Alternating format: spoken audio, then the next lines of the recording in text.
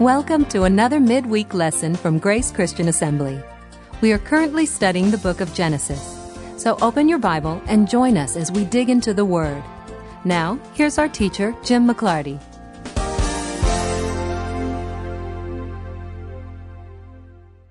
We are in Genesis 29 this evening.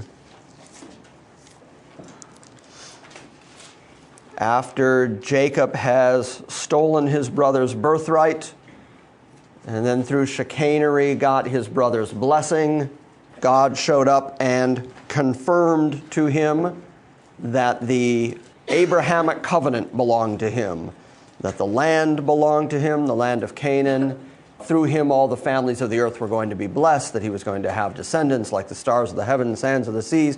So the whole of the Abrahamic covenant passed down to the next generation, to Isaac, which we certainly expected, because in Isaac shall thy seed be called. And then Isaac was tricked into giving it to Jacob, and yet exactly as God predicted, while there were still babies in the womb, that the older was going to serve the younger. Jacob have I loved, Esau have I hated. And Jacob ends up with the birthright promise. The last time we saw Jacob, he had left his mom and dad, fleeing from his brother Esau, who was angry at him and threatening to kill him. And so he took off for Laban. He took off for the area of Ur of the Chaldees, where Abraham had come from in the first place. And he's on his way going looking for a wife. And really between chapter 29 and chapter 36, the next part of Genesis is really just the narrative about these two boys, Jacob and Esau. First, Jacob going after his wives, dealing with Laban, since he went through all this heel-catcher chicanery. Jacob did, since he supplanted his brother, since through trickery he ended up getting what rightfully belonged to his brother. Now he's going to get a little bit of payback. You're going to see God's hand of justice kind of play out here, and he's going to have to deal for the next 20 years with Laban, who's going to put him through some trickery. So there is this great cosmic payback going on here. So for the next 7 chapters, we're really going to be looking at a lot of narrative, not a lot of theology. Certainly you see God's hand moving in all these things, but we're going to see the progenitors, the 12 tribes introduced tonight, the 12 descendants of Jacob, who become the leaders, the forefathers of the 12 tribes of Israel. So that's kind of where we're headed tonight. I've often thought that this particular story, just the story of Jacob running from his brother, going to Laban, and then the Rachel and Leah story that we're going to see tonight, and then the 12 children, and then returning to confront his brother. I just always thought this would make a great movie. Talk about a perfectly written drama. Starting at chapter 29, verse 1. Then Jacob went on his journey, and he came to the land of the sons of the east. And he looked, and he saw a well in the field, and behold, 3 flocks of sheep were lying there beside it. For from that well they watered the flocks. There was a stone on the mouth of the well, and it was large. And when all the flocks were gathered there, they would roll the stone from the mouth of the well, and they would water the sheep, and they would put the stone back in its place on the mouth of the well. So this is apparently a naturally occurring well, or something that they dug to find a stream, and then they mark it with this stone, but also by putting the stone over it, they can protect the water underneath it. And so when Jacob sees it, he recognizes this as a watering hole, and there are flocks there. So in other words, he has found some people. So this is good. He's found some animals that belong to somebody, and he's going to figure out who they are. So in verse 4, Jacob said to them, "My brothers, where are you from?" And they said, "We are from Haran." And he said to them, "Do you know Laban, the son of Nahor?" And they said, "We do know him." And he said to them, "Is it well with him?" And they said, "It is well. And behold, Rachel, his daughter, is coming with the sheep." Rachel apparently is a beautiful girl. And actually the Hebrew pronunciation of it was probably closer to Rachel, but we're going to call her Rachel because I don't have enough phlegm to say Rachel all night. So we're just going to go with Rachel. And her name, by the way, Rachel, probably means a small sheep or a small lamb. It's a sweet name. It's a name that denotes a sweet young girl. And so, behold, Rachel, his daughter, is coming with the sheep. And he said, "Behold, it is still high day, It is not time for the livestock to be gathered. Water the sheep, and then go and pasture them. But they said, we cannot until all the flocks are gathered, and they roll the stone from the mouth of the well, then we water the sheep. So there have to be enough men gathered together with enough of the flocks that the men collectively can move the rock, and then they water the sheep. So they've started this midday gathering. And when he was still speaking with them, Rachel came with her father's sheep, for she was a shepherdess. And it came about, when Jacob saw Rachel, the daughter of Laban, his mother's brother, and the sheep of Laban, his mother's brother, that Jacob went up and rolled the stone from the mouth of the well and watered the flock of Laban, his mother's brother.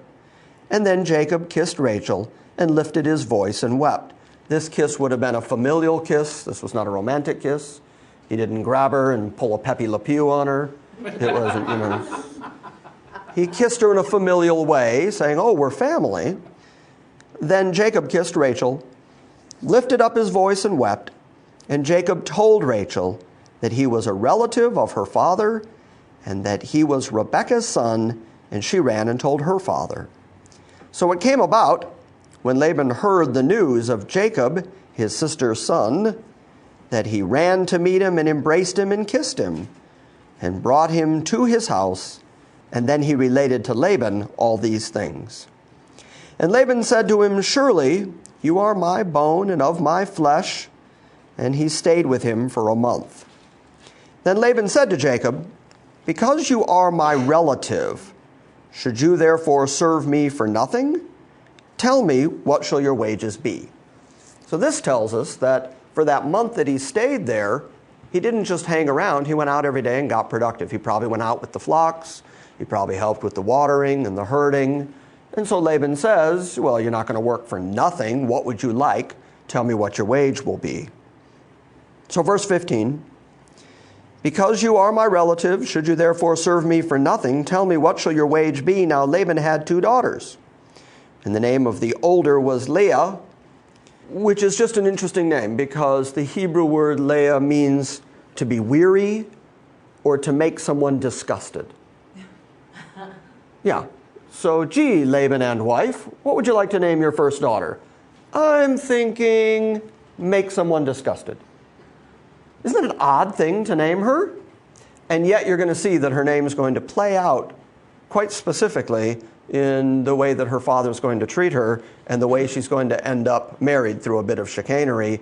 And sure enough, her husband's going to end up disgusted. And yet, God named her that as a child, made sure that ended up being her name. So the older was Leah, and the name of the younger was Rachel. And Leah's eyes were weak, but Rachel was beautiful of form and beautiful of face. Now Jacob loved Rachel, so he said to Laban, I will serve you 7 years for your younger daughter, Rachel. I find this really interesting, very typical of Middle Eastern culture, that you would have to have some kind of proof that you'd be a good provider. He shows up there with nothing but a staff and says, I'd like to marry your daughter. Chances are Laban's going to say, no, you've got nothing. You're not a wealthy man. How are you going to take care of her? How are you going to provide for children? So he says, how about this? I'll work for you for 7 years. At the end of 7 years, I will have accumulated some flocks of my own. I'll be able to provide for a wife and kids. So in 7 years, I expect her as a wife. Yes? Well, wasn't what he asked inappropriate? Because Leah's not married, and to ask the younger daughter is an affront. Yes, and that's where the problem's going to be. But it says right there that when he looked at Leah, Leah was apparently in some of your different translations there will describe Leah. That her eyes were weak, as some of them say delicate. Yeah, exactly. And so it could have been a comment on personality, but since the contrast was that her sister was really fair to look at, that phrase, her eyes were weak, may have been that she was weak on the eyes. Nobody really knows whether this was a comment that she was not that attractive looking when compared to her younger sister, which seems to be the case since he skipped right over the older and went after the younger. So she's the good looking one, I want her. And then, of course, Laban's going to correct him 7 years later for the mistake of asking for the younger one. Yeah, mine says that weak means pale. Pale? Yeah. Most of the people had the the really dark eyes, but she had pale eyes. Mm-hmm. There was something about her that made her less desirable than her younger sister. And Jacob loved Rachel, so he said, I will serve you 7 years for the younger daughter Rachel. Laban said, it is better that I give her to you than that I should give her to another man, so stay here with me. So he agrees to it. Now, as you just pointed out, he's going to want Leah, his eldest daughter, to be married first. And it could be that he thought, well, I've got 7 years to get her married off. That's a possibility. But at very least, Laban seems to already be up to his tricks. Verse 20. So Jacob served 7 years for Rachel, and they seemed to him but a few days because of his love for her. Every day that he worked, he saw it as another day closer to getting to marry the girl he loved. Then Jacob said to Laban, give me my wife, for my time is completed, that I may go in unto her. That's an English phrase that is a Jewish colloquialism.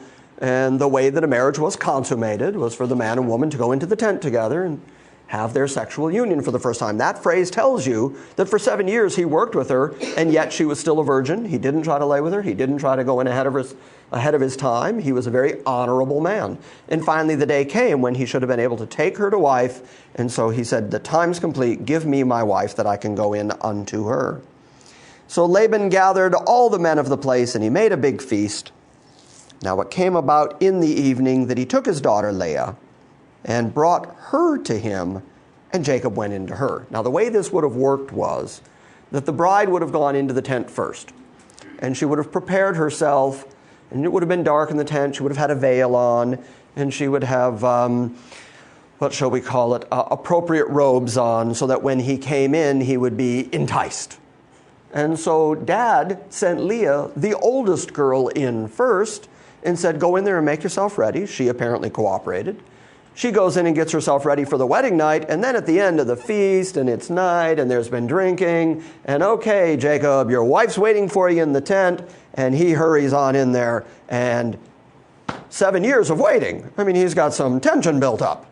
And so he have candles anyhow. Yeah, exactly. Yeah, so in he goes, and they have an evening.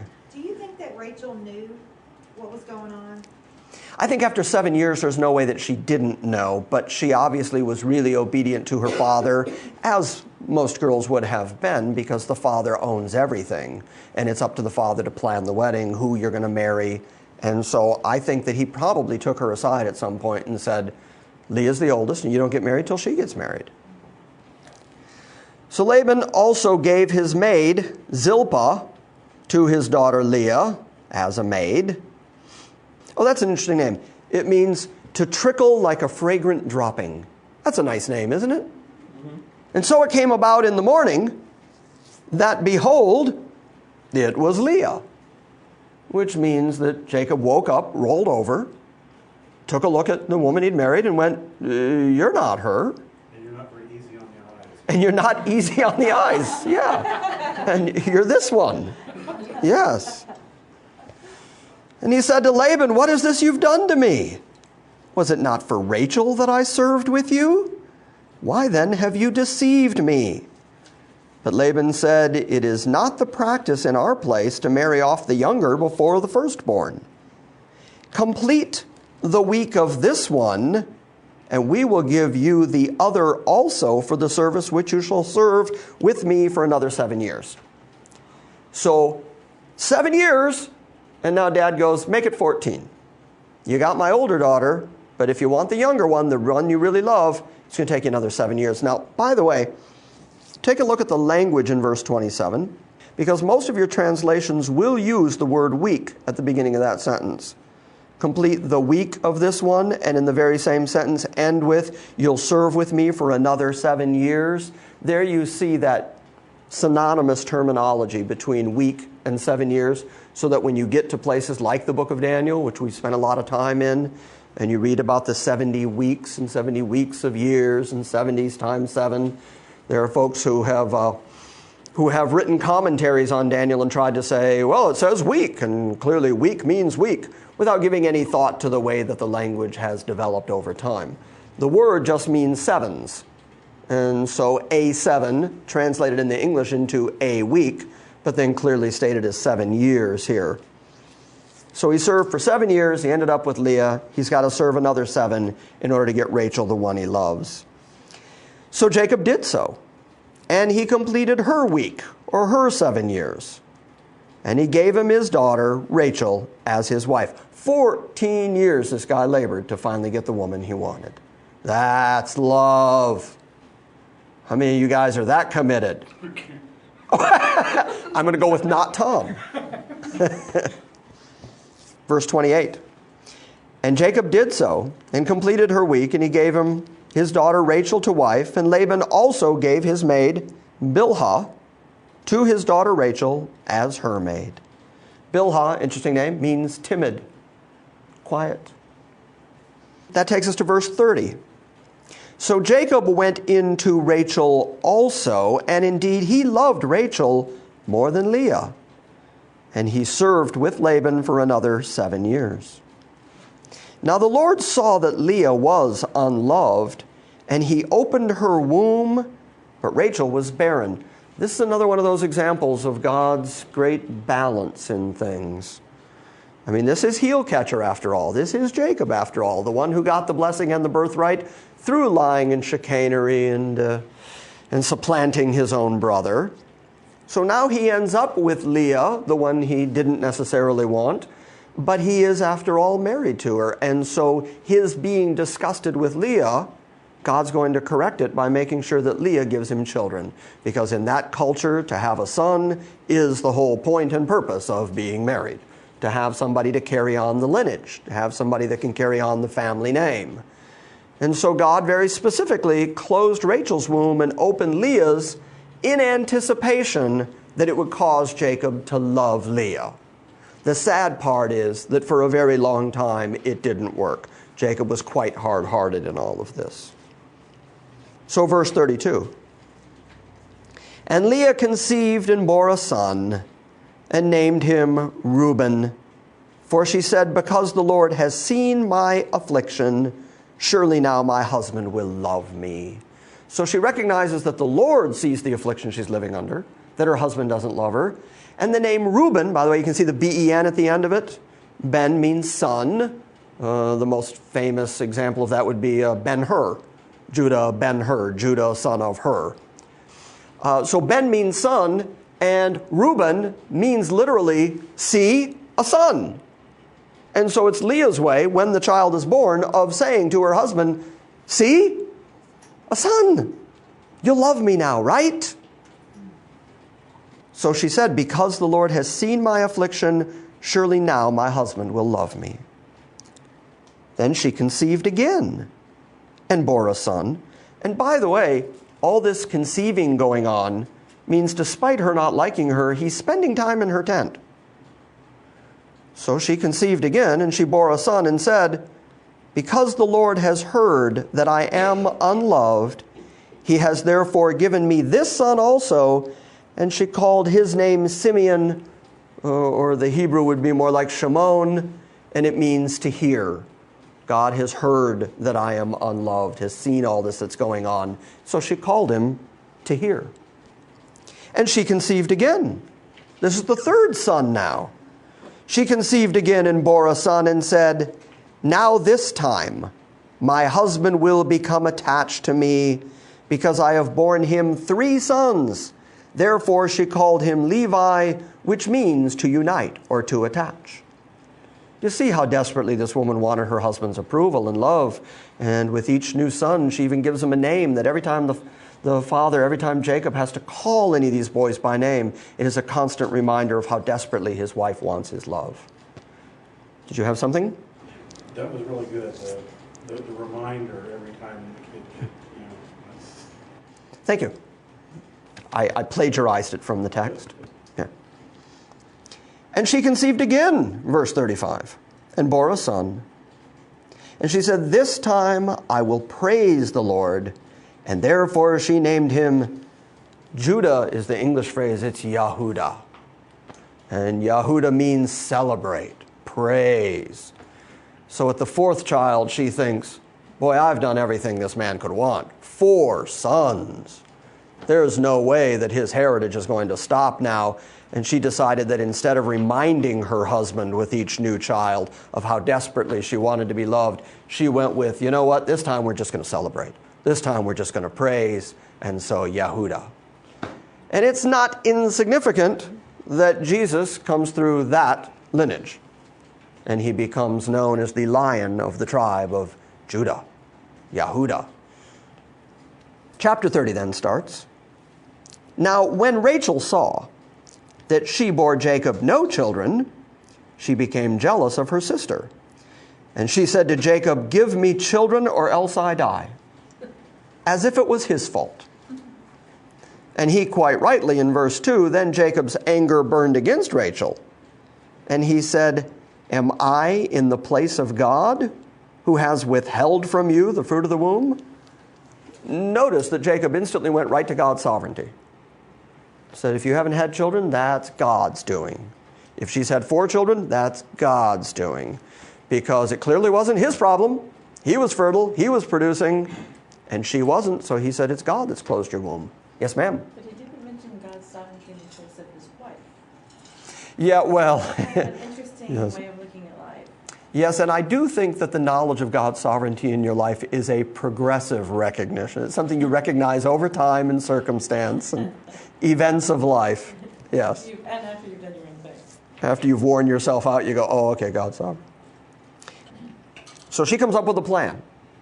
This is very much like Abraham going into the tent with Hagar. She was so desperate to have a child in order to gain her husband's approval. She said, let's do this. Here is my maid, Bilhah. Go in to her that she may bear a child on my knees, that through her I too may have children. So the idea was that if Bilhah got pregnant, when the time came to deliver, she would actually sit on Rachel's lap and then give birth. And that child, since she owned the slave to begin with, that child would be technically hers.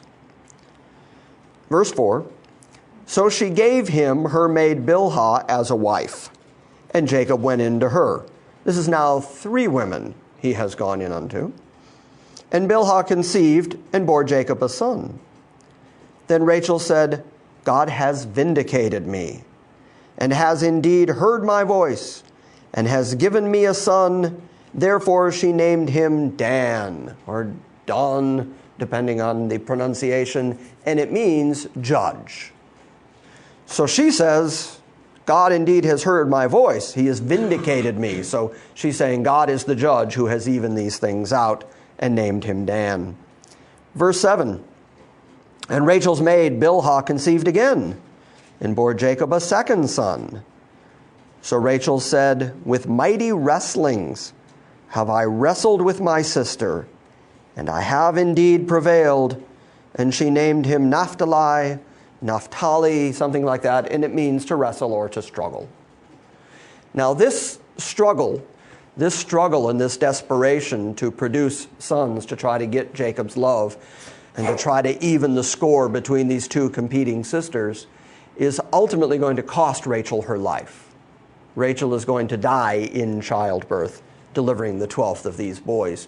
So as you see this competition, this struggle, by the time they get to naming the child, struggle, this battle between me and my sister, she is so caught up in this competition with her sister and the disdain that runs between them that it is going to cost her life eventually.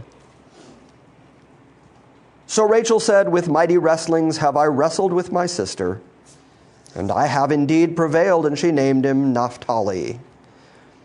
When Leah saw that she had stopped bearing, Leah reached the point where she was producing no more children, she took her maid, Zilpah, and gave her to Jacob as a wife. Like, oh yeah, you think the score is even? I'll show you.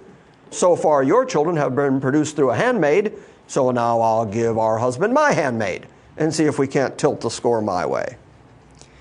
When Leah saw that she had stopped bearing, she took her maid Zilpah, gave it to Jacob as a wife. Leah's maid Zilpah bore Jacob a son. Then Leah said, how fortunate! And so she named him Gad. Gad is an interesting word because it means a troop or a large crowd. So now there's so many boys that you can see that the offspring of Isaac are starting to become a troop, a huge gathering of people. If all these boys also take multiple wives and also produce, you can see the beginning of God's promise that they were going to become like the stars of the heavens, the sands of the seas. They were going to become a huge people group. So she names him Gad, a troop. Yeah. Oddly enough, in King James Version that I have here, it says that Gad means fortune. I mean, I can see your explanation much better, but I don't know why they got that there like that. You've got fortune too? Good fortune. Mine says Good fortune? literally troop or fortune. It makes sense since she said, and the different translations have how fortunate, but that word Gad is actually used in other places as a noun describing a large troop of people. And it makes sense with all the boys that there are now gathering here. And Leah's maid Zilpah bore Jacob a second son. And Leah said, "Happy am I, for women shall call me happy." So she named him Asher, which in fact means happy. Kind of like Isaac, which means laughter. So you got these particular people whose names are these heavy names. Judge or wrestling. And then you have these people hanging around like, "Hi, I'm happy." Sneezy, grumpy, dopey. Yeah. Little guy. Little guy, big hat. Women will call me happy, so she named him Happy, Asher. And in the days of the wheat harvest, Reuben went and found mandrakes in the field and brought them to his mother Leah. But Rachel said to Leah, "Please give me some of your son's mandrakes." Now, this will seem like a very odd story for Moses to include unless you understand that what they're talking about here is an aphrodisiac. And Leah had stopped bearing, and so she had given up her handmaid to produce children. And so it appears that her husband was not spending the amount of time with her that he used to. And so her eldest son, Reuben, is out in the field and comes across this plant that can be used as an aphrodisiac to try to get Jacob interested in her again. That's the subtext of the story. So he brought them to his mother Leah, and Rachel said to Leah, "Please give me some of your son's mandrakes." And she said to her, look how cold this is between two sisters. And she said to her, "Is it a small matter for you to take my husband?" So Leah said, "I got married first. That's my husband. You were the late arriver to this party. Is it a small matter for you to take my husband, and would you take my son's mandrakes also? The very thing that's going to excite Jacob to come into the tent with us?" So Rachel said, "Therefore he may lay with you tonight in return for your son's mandrakes." So Rachel, being the loved one, knew that she could convince Jacob to go into Leah's tent, in exchange for which I get the aphrodisiac so that I'm going to get Jacob later. So they're all making deals and bartering to try to get Jacob to come lay with them so that they can produce a son. So when Jacob came in from the field in the evening, then Leah went out to meet him and said, "You must come in unto me, for I have surely hired you with my son's mandrakes." So he laid with her that night. The Bible's an earthy book, isn't it? Mm-hmm. I know there are a lot of folk out there who work real hard to clean up the Bible, who just can't imagine that God would talk about things like men laying with women with aphrodisiacs.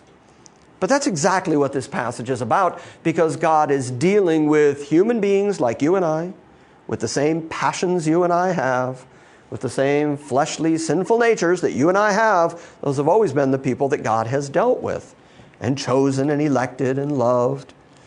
Folks who have the same yearnings and desires that we have. And in fact, sometimes he gets so earthy in his book, because you got to understand, the things that we, how shall I put this delicately? The things that we do in our most private moments, all by ourselves with the doors closed, God's still there. God's very aware that he made your body to function exactly that way, to go through all those things. They didn't make up fairy tales and tell their children. No fairy tales. This is the God who sees everything, who made you exactly this way, and he's very willing to admit that we are just fleshly people. So Jacob came in from the field in the evening. Leah went and said to him, hey, I bought you. That's basically it. I purchased you. You have to come into me tonight because I hired you with my son's mandrakes. So he laid with her that night. And God gave heed to Leah, and she conceived, and she bore Jacob the 5th son. Then Leah said, God has given me my wages because I gave my maid to my husband. So she named him Issachar, which means he will bring a reward. So Issachar, I've been rewarded. He will bring a reward. I gave my handmaid because I thought I was past bearing. I gave up my handmaid to my husband. Now God's rewarded me with another son. And Leah conceived again, verse 19, and bore a 6th son to Jacob. Now all this time, have you seen Rachel produce a child? Nothing. The handmaids have both produced. Leah's up to 6. Rachel, the one he loved and worked 14 years for, has yet to produce a child. Leah knows where the mandrakes are. But she knows where the mandrakes are. She's got them hidden in her tent. She's waiting for her moment. Nudge, nudge, wink, wink. Yeah. And Leah conceived again and bore a 6th son to Jacob. And Leah said, God has endowed me with a good gift, and now my husband will live with me, because I have borne him 6 sons. So she named him Zebulun, which means a habitation. Look, 6 sons. What more do you want from me? 6 sons. Now you'll come and live with me. You'll ignore my sister who has not given you any children, and we will now grow and be a family, and Rachel just won't be any part of this. I've given you 6 sons. What more do you want? After that, verse 21, she also bore a daughter, Dinah. Dinah is actually the feminine form of Dawn, which is the root of Dan. So it's sort of the feminine form of Dan or judgment. And God, look, verse 22, after all this, after all these children, after the handmaids, after all this, then God remembered Rachel. Now this is really fascinating, because the same way that we've seen God close other wombs and wait until people were well past childbearing so that they would always recognize that it was God's providential hand that was doing these things. He has all these boys. Jacob has all these sons, and he's got a daughter, Dinah. And they're all later in life going to die were it not for the next son that's going to be born to the one he loved, Rachel. It's going to be this young one, Joseph, that is going to be the one that God raises up to prominence. And it's going to be Joseph who's going to end up second only to Pharaoh in Egypt. And it's going to be Joseph that God uses in order to conserve the whole family alive. In fact, you know the story, so I'm jumping ahead a little bit here. But all the rest of the boys, who all have this resentment toward Rachel's son, because Dad is going to love Joseph more than all the other boys because it's Rachel's son, the one he loved, the one he wanted in the first place. And he's going to favor Joseph until all the other brothers hate him. And later, when they end up standing in front of him, after all the evil they're going to do to him, he's going to make that grand statement, you meant it for evil, but God meant it for good to save many people alive. So God has providentially held off. And through all these years, Rachel's had all this heartache and all this pain of not bearing a child and having her sister resent her and having her husband be disappointed in her. And then she's going to produce the one late in life that is going to save the whole rest of the lineage. God knows what he's doing. So God remembered Rachel, verse 22. And God remembered Rachel, and God gave heed to her and opened her womb. So she conceived and bore a son, and she said, God has taken away my reproach. And she named him Yosef, or Joseph, saying, may the Lord give me another son. And Yosef means add or augment. So now that she's gotten one, she was hoping for more. She wants to play a little bit of catch up. Well, because she's not satisfied with the one, later, like I told you, she's going to get pregnant again late in her life, and she's going to bear Benjamin, and she's going to die bearing Benjamin. she's going to name him the child of my suffering. And then her husband's going to rename him the child of my right hand. So these names all mean important things. Now it came about when Rachel had borne Joseph that Jacob said unto Laban, send me away, that I may go to my own place and to my own country. Give me my wives and my children for whom I have served you, and let me depart, for you yourself know my service, which I have tendered to you. But Laban said to him, if now it pleases you, stay with me. I have divined that the Lord has blessed me on your account. So after all those years, Laban now is getting wealthier and more powerful as a result of Joseph being there. And now Joseph wants to go. Give me my wives, give me my children, give me what I've earned, and I'm going to go back to my homeland. Remember that when he was leaving Canaan and God met him in the way, that God specifically said, I'm bringing you back to this land. I've given this land to you and your descendants. So he has always been aware that he's headed back to Canaan eventually.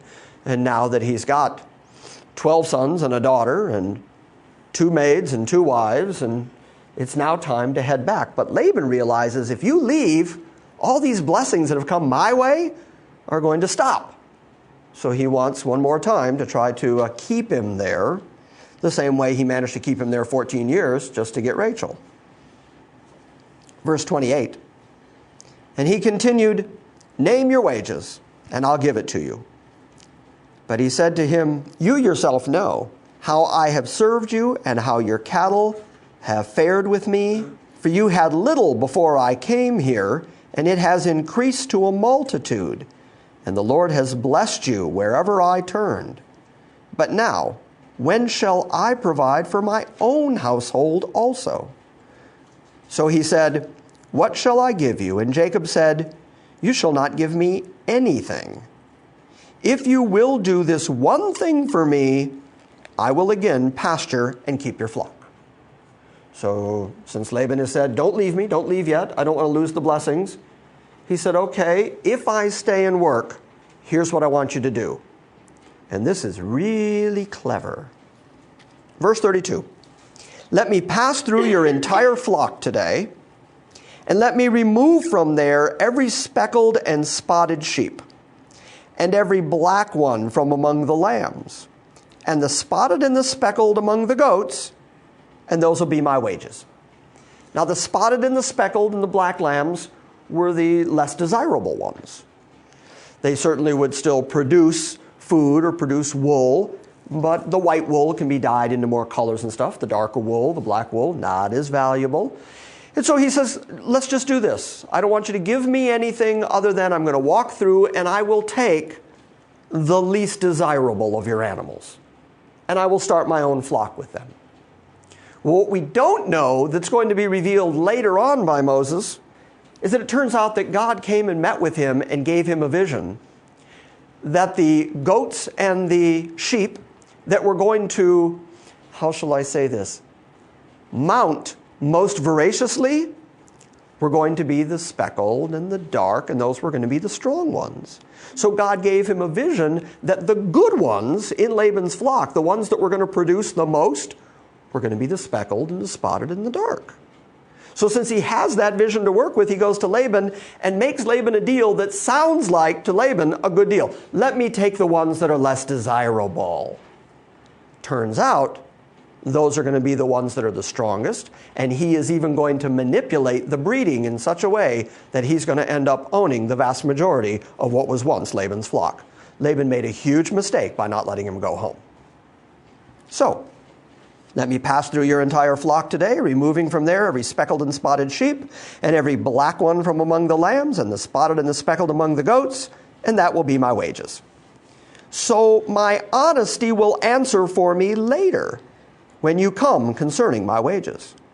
Everyone that is not speckled and spotted among the goats, everyone that is not black among the lambs, if it's found with me, will be considered stolen. So he said, I'm going to be upright with you. I'm going to be honest with you. I'm going to do exactly what I just said. If you agree to this deal, when the time comes for me to leave, if I have any in my flock that are not speckled or spotted or black colored, then you can call me a thief. You can say that I stole them from you and take them back. And Laban said, well, good. Let it be according to your word. Because he thinks, I'm going to do fine. If he's going to continue to work here, I'm still going to get the blessings. I have flourished under his hand, and now my best animals are going to flourish under his hand. This sounds like a great deal to Laban. But what's heel catcher doing? Old supplanter's going to supplant Laban now. So he removed on that day the striped and the spotted male goats, and all the speckled and the spotted female goats, every one that had white in it, and all the black ones among the sheep. And he gave them unto the care of his sons. And he put a distance of 3 days' journey between himself and Jacob fed the rest of Laban's flocks. So he made a real clear division between the two flocks. These are mine over here, 3 days' journey, and these are yours over here. And I will see to it that I and my men take care of your flock, but it's going to be very clear what's mine and what's yours. Then Jacob took fresh rods of poplar and almond and plane trees, and he peeled white stripes in them, exposing the white which was in the rods. And he set the rods which he had peeled in front of the flocks in the gutters or the feeding troughs, even in the watering troughs. And when the flocks came in to drink, they mated when they came to the drink. So the flocks mated by the rods, and the flocks brought forth striped and speckled and spotted. And Jacob separated the lambs, and he made the flocks face toward the striped, and all the black in the flock of Laban. And he put his own herds apart, and he did not put them with Laban's flock. Moreover, it came about, whenever the stronger of the flock were mating, that Jacob would place the rods in the sight of the flock in the gutters, so that they would mate by the rods. And when the flock was feeble, he did not put those sticks in, so that the feebler were Laban's, and that the stronger were Jacob's. So the man became exceedingly prosperous, and had large flocks, and female and male servants, and camels, and donkeys. So he was making himself rich off the back of Laban, since Laban wouldn't let him go. Now Jacob heard the words of Laban's sons, saying, Jacob has taken away all that was our father's, and from what belongs to our father he has made all his wealth. So now here are Laban's sons, his natural sons, who are seeing that Jacob, the son-in-law, has managed to manipulate everything Laban has to the degree where he's now rich. He's taken Laban's daughters, he's taken Laban's flocks, and of course the boys are waiting for the inheritance from Laban, which at one time was a significant inheritance and now seems to be waning very quickly. So they begin resenting Jacob. Verse 2, and Jacob saw the attitude of Laban, and behold, it was not friendly toward him as it had formerly been. Then the Lord said to Jacob, return to the land of your fathers and to your relatives, and I will be with you. So it's clearly time to go back. As he was on his way east, he was told by God, you're coming back to this land. Now that God has kept him there long enough for him to have his 12 sons and his daughters, then God made him rich, and then said, now go back. So Jacob sent and called Rachel and Leah to his flock in the field, and he said to them, I see your father's attitude, that it is not toward me as it formerly was, but the God of my father has been with me, and you know that I have served your father with all my strength. Yet your father has cheated me and changed my wages 10 times. However, God did not allow him to hurt me.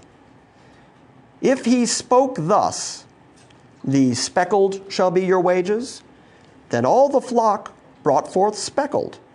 And if he spoke thus, the striped shall be your wages, then all the flock brought forth striped. Thus God has taken away your father's livestock and given them to me. So what he's saying here is God has providentially cared for us. Because anybody here ever had kittens? Puppies? I don't mean you personally. Anybody here have an animal that ever produced an animal? You have absolutely no control over what type of kitties you get when two cats make kittens. Unless you've got purebred on both sides, then you're likely to get a pure breed. But you get your random kitty and your random male kitty and you put them together, there's no telling what you might get. The kittens that showed up last year that Megan helped rear up, the mother was Siamese, just Siamese as the day is long. I mean, like Disney Siamese. Like, we are Siamese if you play. It was that kind of Siamese. Were there any Siamese in the litter of 9 kittens? Not a one. They all came out tabby and all these different kind of cats. Not a Siamese in the group. So the point being, he is recognizing here, Jacob is recognizing here that he really couldn't control. Despite his best efforts to make sure he had a strong flock, he couldn't control whether the animals were going to come out speckled or striped or whatever. But he said, listen, God paid attention. And whenever your father Laban would say, okay, you can have the speckled ones, God made sure that all the sheep that were born were speckled. And whenever he said, you can have the striped ones, God made sure they all came out striped. And so he's giving God the credit for everything that he has amassed to this point and said, I can't do that. I can't tell an animal, okay, only speckled this time, okay? Instead, he says it was God that did it. God has enriched me, so we need to do what God has said. And God said, go back to the land that he has promised to my fathers, so it's time to go. And he's convincing his wives it's time to pack up and leave. Yes? Well, I have a question because it seems as though he's kind of invoking God post his own behavior. Mm-hmm. Because it's him kind of manipulating the circumstances or attempting to, although recognizably he's not sure that any of it would work, of course. But I think that's typical of all of us, isn't it?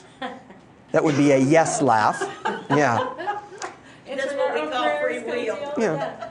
Because I do think that we all put our best efforts forward toward accomplishing the things in life we would like to accomplish. And wherever you can find an advantage, you take it. You try to invest wisely. You try to not spend. He's always this kind of sneaky thing. Right. Well, isn't that God? And again, what I see here is what I just said, that progressive realization on Jacob's part. That he put in some effort, sure, but we all do. You try to raise your children up as best you can. But then in the end, if you've raised up children that are safe and intelligent and making good decisions, ultimately you got to recognize, well, that really was God.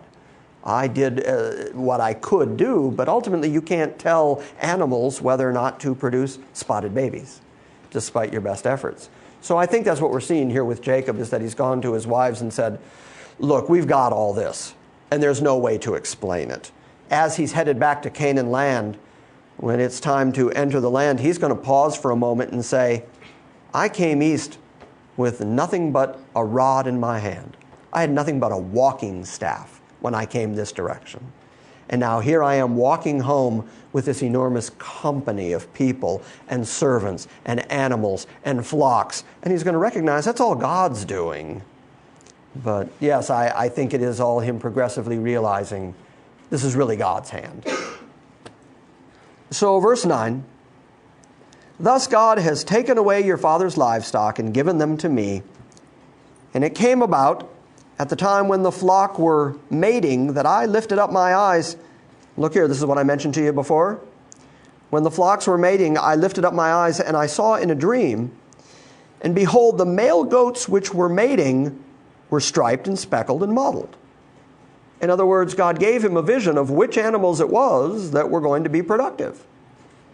Then the angel of God said to me in the dream, Jacob, and I said, here I am.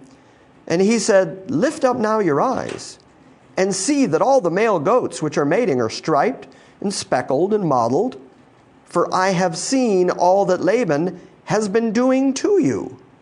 So clearly God, like you said, working mysteriously behind the scenes, but he also made it clear to Jacob right up front, look, I've shown you what I'm going to do. Told him what to ask for. Told him what to ask for. So he could go to Laban and say, yeah, give me the spotted and the speckled and the striped. Yeah, that'll be fine for my wages. When in fact, he'd already seen in a dream that those are the ones that were going to be productive. God already gave him the means to go and become rich. And so naturally then in speaking to his wives, he would say, it is God ultimately that did these things. And so verse 13, I am the God of Bethel, where you anointed a pillar. This is very important because as he was leaving Canaan land, he stopped and laid his head on a stone, and he saw a ladder ascending to heaven, and he saw the angels of God ascending and descending on it. God was at the top of that ladder or that staircase, however that's described. And it was there that God gave him the promise, this is your land. This is the land I promised to your fathers. And so he set up a stone, and he called it Bethel, house of God. And he anointed that stone there, and he set it up as a pillar, as a mark. And he said, if I return to this stone, to Bethel, if God grants me wealth in my life, when I return here, I'll give God 1/10 of everything. God didn't miss it. And says, by the way, I'm the God of Bethel. Now, yes, you're rich now. Yes, you've got plenty now. And I'm the God who you stopped and talked to at Bethel. And I have done exactly that. So notice that God paid attention to every word he said and is now holding him accountable for the words he said. I am the God of Bethel, where you anointed a pillar, where you made a vow to me. Now arise, leave this land, and return to the land of your birth. It's time to go home. And Rachel and Leah answered and said to him, do we still have any portion or inheritance in our father's house? Are we not reckoned by him as foreigners? For he has sold us and has also entirely consumed our purchase price. Surely all the wealth which God has taken away from our father belongs to us and our children. Now then, do whatever God has said for you to do. So they're agreeing with their husband and saying, why would we stay with our father? We have no portion with our father. He's already sold us off to you. So yes, we'll go with you. Then Jacob arose and put his children and his wives upon camels, and he drove away all of his livestock and all his property which he had gathered, his acquired livestock which he had gathered at Padam Aram, to go to the land of Canaan to his father Isaac. And Laban had gone to shear the flock, and then Rachel stole the household idols that were her father's. And Jacob deceived Laban, the Aramean, by not telling him that he was fleeing. So he fled with all that he had, and he arose, and he crossed the Euphrates River, and he set his face toward the hill country of Gilead. And starting next week, we're going to see Laban realize he's been cheated, and he's going to be angry, and he's going to chase him. And once he finally makes peace with Laban, he's got to deal with Esau. And all of the things that heel catcher supplanter has done are going to start catching up with him now one by one. But on his way home, before he goes back and occupies the promised land, he's going to have to wrestle all night with a messenger of God. And it's going to change his walk. And before he gets to go back into the land and continue the promises of the Abrahamic covenant, just like we saw with Melchizedek, one more time God is going to confirm everything he's doing through a Christophany. Because Christ is before all things and in all things and after all things. And again, we've been talking so much about Israel and God's promises to Israel. And I keep saying Israel's promises will be kept by God and they'll be kept in Christ. I also am trying to establish that those promises were made in Christ, because Christ will ultimately get the glory in everything God has done. So next week we're going to bump into yet another book of Genesis, Christophany. Got all that? Isn't that a great story? That would just make an excellent movie. Heartache, and we haven't even gotten to Benjamin being born yet, and all the intrigue and the father-son fighting and which wife you get. There's just so much intrigue, and God is so earthy and upfront and honest about saying this is the way people deal with each other. Now, one more time I got to point out, I'll get to you in a second, one more time I got to point out, for the Jacob have I loved, Esau have I hated folks, who want to say that it's because God knew what they were going to do. Have we seen Jacob deal honestly and forthrightly enough yet that we can say, well, yes, he's the good one. It's no wonder God chose him. No, the testimony is consistent in the Bible that God chooses sinful people. God chooses depraved people, but he chooses by his grace. And then he blesses them. Certainly Jacob didn't deserve anything he got, but he got it because God chose him. You enjoying this? I'm really enjoying it. And Mike said to me last week, by the way, and I think this probably is the plan. It's still going to take us a long time to get out of Genesis because there's a lot of stuff to cover still in Genesis. But Mike asked me last week if I was going to continue into Exodus when we finish Genesis. And I think that's a good idea. We're just going to keep going because we will have built the story to that point where we'll go on into Exodus and end up with the Israelites back where they belong, back in the land of Canaan, the fulfillment of the promise made to Abraham at the beginning of the book of Genesis. Can we have a Cecil So. B. DeMille break during that? Are we bringing the finger? We could. I think that would be awesome. We could have a Cecil B. DeMille night. We could watch him separate the Red Sea through the cunning use of gelatin. Really? I didn't know. Miniature cameras and gelatin. Yeah. So, Long before it was yeah. a computer era. Yeah. Quite well. Anything else? I'm sorry, did I blow it for you? Oh.